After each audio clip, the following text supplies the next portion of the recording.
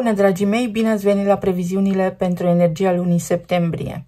Acestea se aplică pentru toți cei care au ascendentul, soarele și luna în Taur. Acestea sunt niște previziuni generale. Vă rog foarte mult să luați de aici informațiile care rezonează cu voi. Voi începe cu partea de tranzite astrologice, urmând ca ulterior să vedem despre ce este vorba în cărțile de oracol, în cărțile de tarot, dar și în talismane. Luna septembrie debutează furtunos pentru toată lumea cu retrogradarea planetei Saturn în semnul Peștilor, iar pentru voi asta înseamnă viitorul. Niște planuri de viitor pe care poate vi le-ați făcut, pe care trebuie acum să le reconsiderați. Casa 11, unde retrogradează Saturn și voi aveți arhetipul Peștilor, ne oferă indicații despre recompense, despre moștenirea pe care noi o lăsăm în urma noastră, indiferent ce înseamnă această moștenire. Vorbim despre anturaj, despre grupurile de oameni în care noi ne învârtim în mod normal în viața noastră, dar și despre ce idealuri avem și viitor. În consecință, s-ar putea să faceți o schimbare de direcție când vine vorba despre grupurile în care vă regăsiți, să nu mai participați la niște convenții sau să nu vă mai identificați cu o anume mentalitate a unor oameni care anterior v-au influențat. O schimbare de direcție și în planurile de viitor pe care acum o puteți gândi din nou, mai calm și cu mai mult discernământ. Pentru că Mercur va intra în semnul Fecioarei, la fix o zi după, pe zona casei a 5-a, și asta înseamnă bucuria vieții. Nu mai fac ceva anume care nu-mi provoacă bucurie. Sau dacă am avut niște planuri până acum, dar le-am găsit dificil de implementat, acum am ocazia să mă răzgândesc sau să-mi fac un alt plan mai solid, mai structurat și mai sustenabil. Casa a 5-a ne oferă indicii și despre copii, și despre bucuria vieții, și despre pasiunile pe care le avem, hobby-urile noastre, dar și despre relațiile noastre, mai ales în stadiul incipient. Fecioara este un arhetip al curățeniei, al disciplinei, iar asta indică pentru voi faptul că trebuie să fiți mai coerenți când vă faceți planuri de viitor sau poate să vă gândiți dacă v-ați îndrăgostit de cineva sau aveți o relație cu cineva acum, ce implică acest lucru, pentru că poate anterior voi sau persoana respectivă ați dat dovadă de imaturitate, iar acum lucrurile se cern și este nevoie să fiți mai serioși. De asemenea, o relație poate fi sau poate deveni mai serioasă în această conjunctură astrologică. Complicat, să spunem așa, este faptul că Uranus va retrograda în Gemeni, iar asta pentru voi activează casa a doua, care are legătură cu stima de sine, cu resursele financiare, cu lucrurile pe care puneți voi preț și valoare.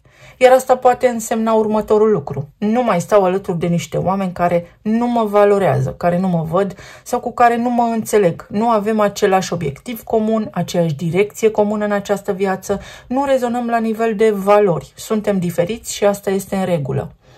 Pot interveni aici schimbări neașteptate în zona financiară, fie vorba despre a avea acces acum la un culoar special, doar al vostru, să interveniți asupra finanțelor voastre, să sporiți veniturile, să faceți niște schimbări, niște ajustări foarte benefice când vine vorba despre banii voștri câștigați prin munca voastră, fie este vorba despre stima de sine pe care o puteți ridica prin a vă informa, prin a vă educa, să vă înscrieți la cursuri noi sau să vă reconsiderați inclusiv cariera. Viitorul va fi o temă importantă pentru voi în luna septembrie, mai ales pentru că avem și eclipsă totală de lună, tot în Pește, pe zona casei a 11-a. Peștii sunt arhetipul spiritualității care îmbină practic tot ceea ce există cu tot ceea ce există, totul și nimicul. Iar eclipsa de lună are un sens de predestinare, eclipsele în general.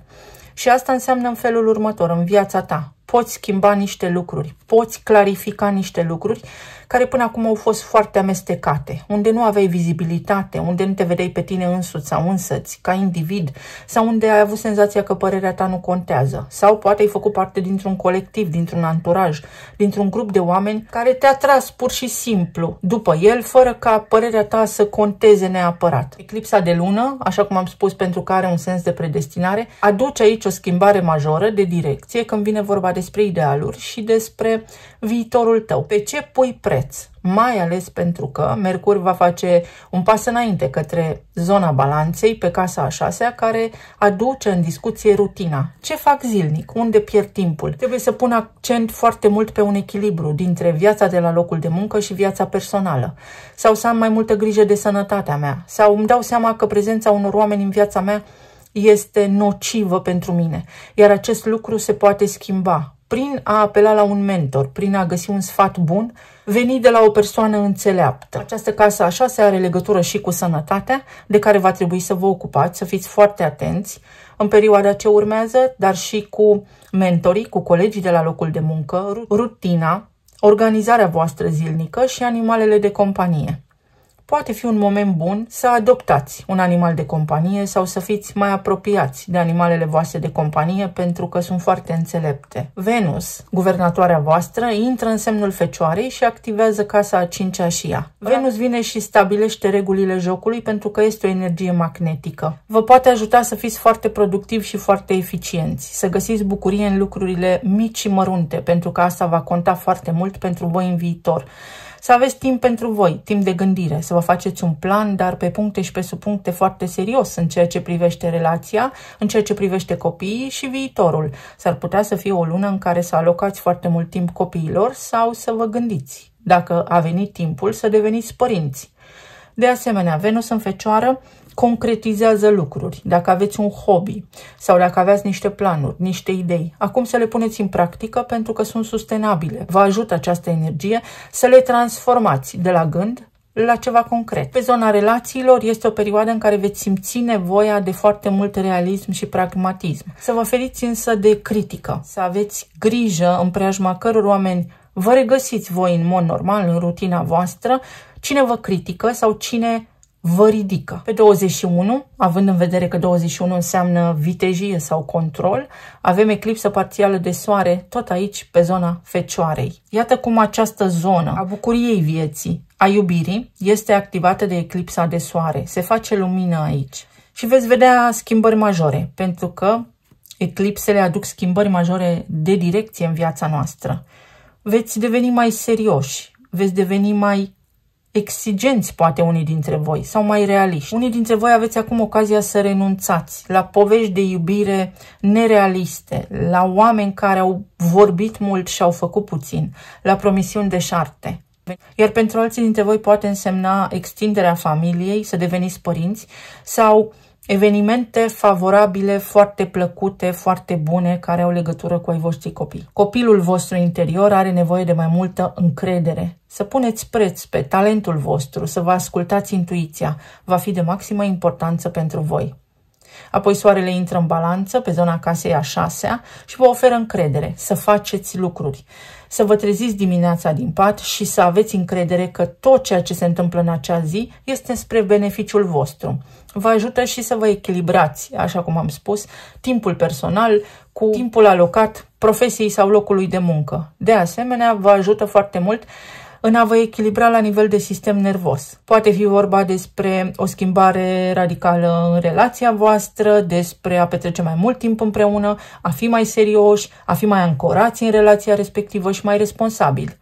Și toate acestea vor fi susținute de Marte, care intră în Scorpion și activează casa relațiilor pentru voi. Nu stau la discuții, spune Marte în Scorpion, pentru că el este coguvernator de Scorpion, iar casa a 7 are legătură cu partenerul de viață, cu ai voștri clienți dacă sunteți antreprenori, prietenii cei mai buni. Scorpionul este un semn care scoate la suprafață ceea ce nu funcționează bine. Și în această lună voi puteți identifica ce nu funcționează bine în viața voastră, în relația voastră, pentru a putea contura o nouă direcție sau pentru a putea lua decizii importante care sigur că vor avea un ecou major în viitorul vostru. Este o schimbare radicală de direcție care implică viitorul. Ceea ce faceți acum sigur că va avea impact major în lunile ce vor urma, în anii ce vor urma.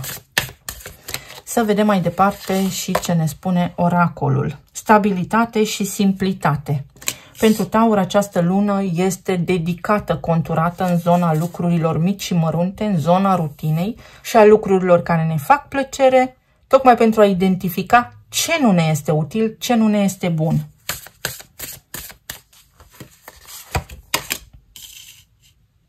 Libertate, oportunitate, recunoștință și să te eliberezi de povară, de greutățile despre care vorbeam. Curățenie, ordine, priorități. divinație, intuiție majoră și Scorpionul. Un al 6-lea simț pe zona de relații, în colaborările pe care le aveți.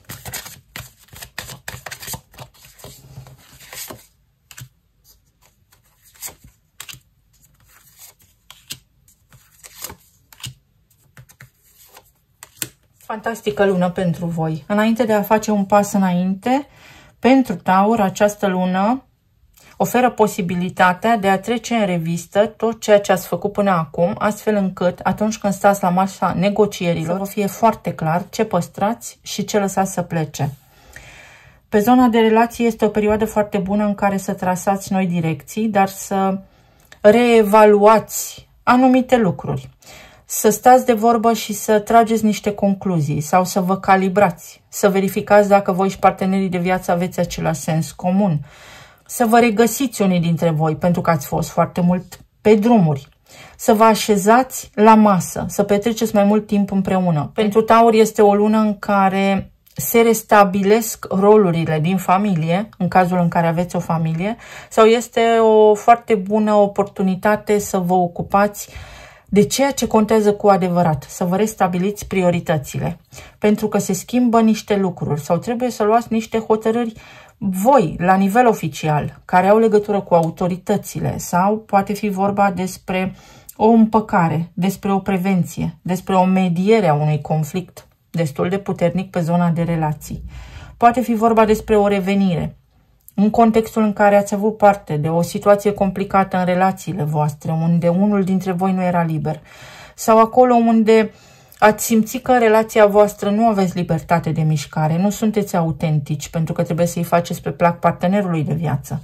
Aceste lucruri se pot schimba tocmai pentru că Marte în Scorpion acum spune nu stau la discuții. Veți putea identifica exact ce nu funcționează într-o formă foarte realistă, fără să existe perturbări, complicații prea mari în ceea ce urmează să faceți, în acțiunile pe care le veți întreprinde pe parcursul acestei luni. La nivel profesional pot apărea niște schimbări, dar care nu vă impactează pe voi în mod direct. Pot apărea niște schimbări când vine vorba despre acționarii companiei în care lucrați sau lanțul de magazine în care lucrați, ceva la nivel de conducere. Se schimbă, dar nu vă temeți pentru că sub o formă sau alta voi aveți un fel de protecție.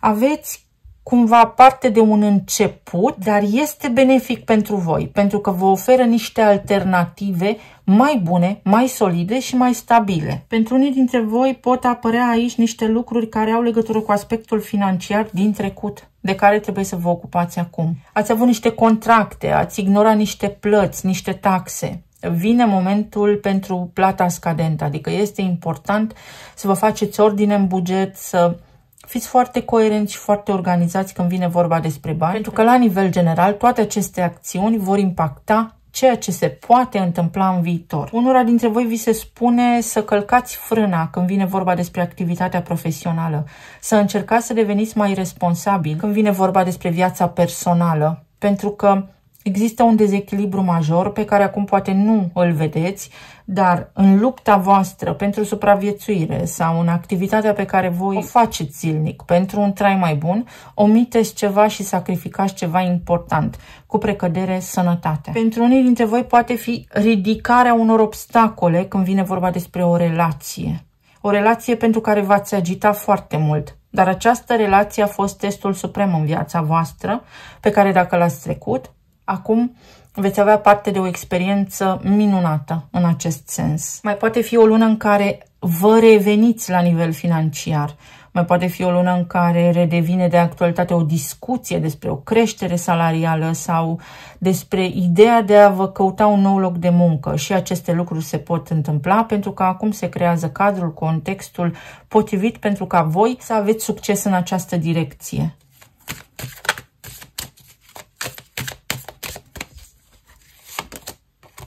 Nebunul, 5 de cupe, 7 de cupe,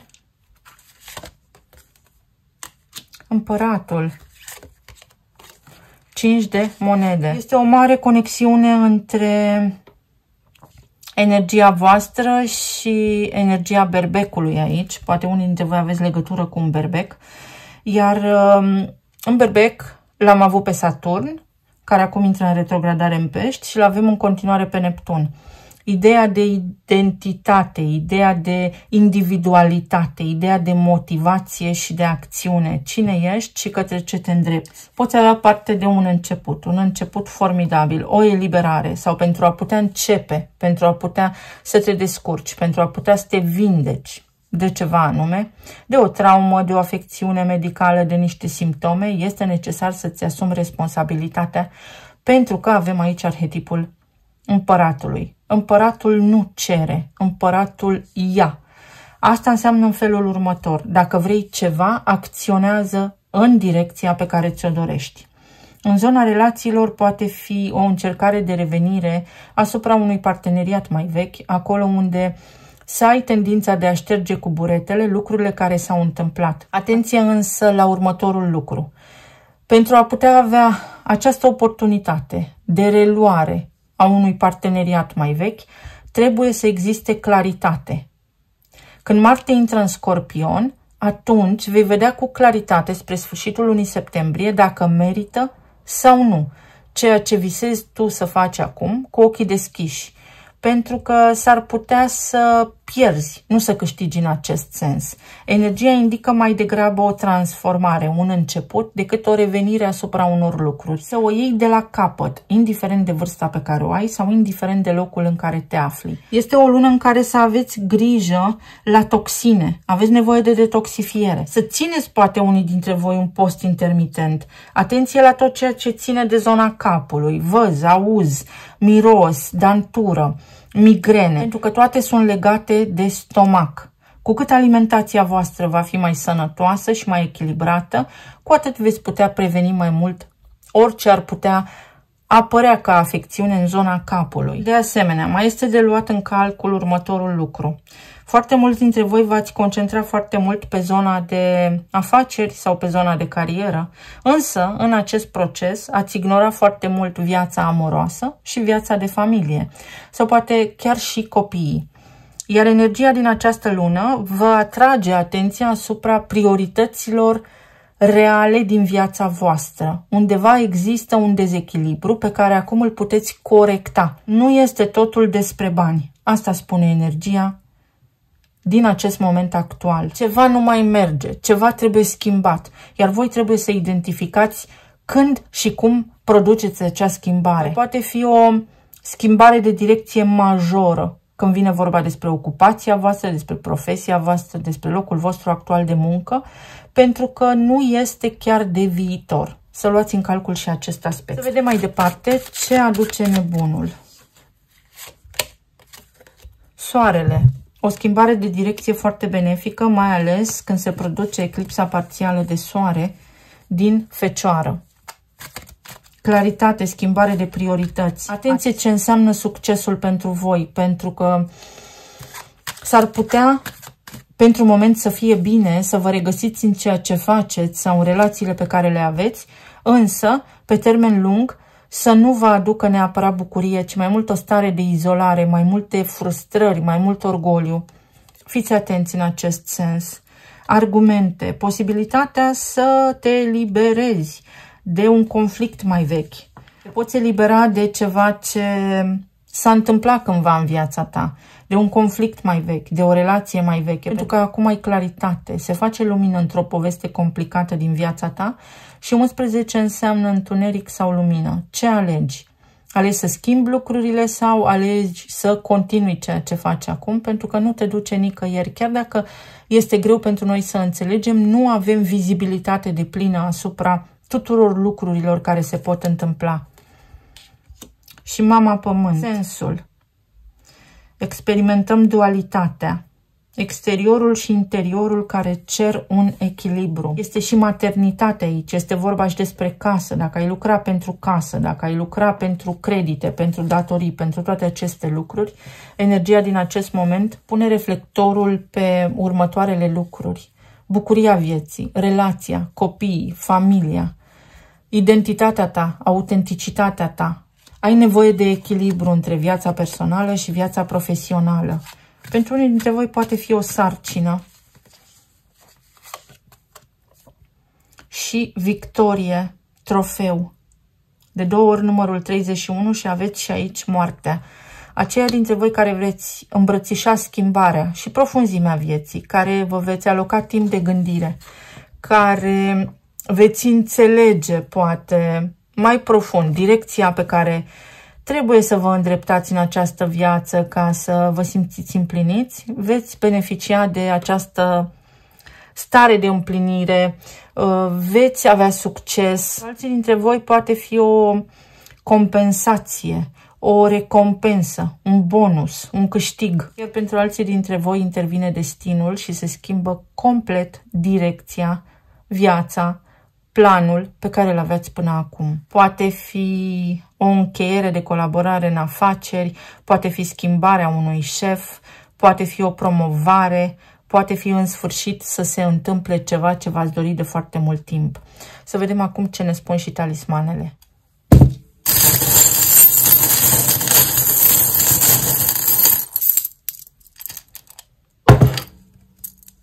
Aveți nevoie de sport, de exerciții, să faceți mișcare, pentru că unii dintre voi sunteți foarte sedentari. De asemenea, pentru unii dintre voi aici direcția este medicina, cercetarea în acest sens, sau poate unii dintre voi trebuie să vă ocupați de zona de sănătate.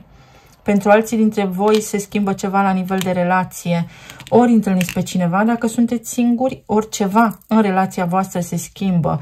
Poate fi inclusiv pentru unii dintre voi o finalitate, un divorț, iar intentarea divorțului nu vine cu durere, ci mai degrabă cu eliberare. Până în perioada sărbătorilor veți resimți aceste schimbări, ceea ce inițiați acum sau ceea ce nu inițiați acum va avea un ecou, veți vedea în perioada sărbătorilor de iarnă ce ar fi putut să fie. Uite, pe zona de relații a existat mai multă dramă, au existat impedimente, au existat neînțelegeri și acestea se pot schimba, sau v-ați concentrat, așa cum am menționat, prea mult pe zona de carieră și ați ignorat viața de familie sau zona de relații. Unii dintre voi aveți nevoie de foarte multă odihnă. Puteți pleca într-un concediu, într-o vacanță, dar mai degrabă este nevoie de odihnă. Este nevoie de redefinirea priorităților în viață. Unii dintre voi vă puteți cumpăra o casă sau aveți niște planuri cu o casă, iar energia vă spune nu este încă momentul să semnați un acord. Nu este încă momentul. Nu vă necăjiți. Nu este încă momentul. Karma și Venus. Venus în casa a 5-a, când intră în tranzit, fie vă aduce înapoi un fost partener cu care trebuie să lămuriți odată și pentru totdeauna lucrurile, fie vă oferă acum un prilej să cunoașteți pe cineva dacă sunteți singuri și veți avea o alegere importantă de făcut.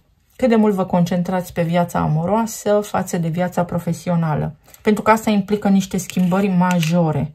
Pe de altă parte, poate fi vorba despre reglarea de conturi, despre lucruri care pot evolua într-un sens pozitiv în relația actuală pe care o aveți. Uite, familia, copiii. Poate unii dintre voi vă doriți copii sau a venit vremea să vă gândiți și la copii. Dragostea și banii, viața personală și viața profesională. Puteți avea câștiguri, da, pe zona aceasta voi sunteți buni, pentru că o aveți pe Venus ca și guvernatoare, dar lucrurile nu sunt întotdeauna despre bani. Este un foarte bun moment să reevaluați niște planuri pe care le aveți, pentru că oricum, sub o formă sau alta, pentru toți se schimbă direcția în această viață. O întâlnire de zile mari, o întâlnire predestinată care vă schimbă direcția în această viață, fie la nivel profesional, fie la nivel amoros. Vă mulțumesc foarte mult! Vă doresc să aveți o lună septembrie minunată, să fiți bine, sănătoși și iubiți oriunde ați fi în această lume și să ne reauzim cu drag, cu bine și data viitoare. Pa, pa!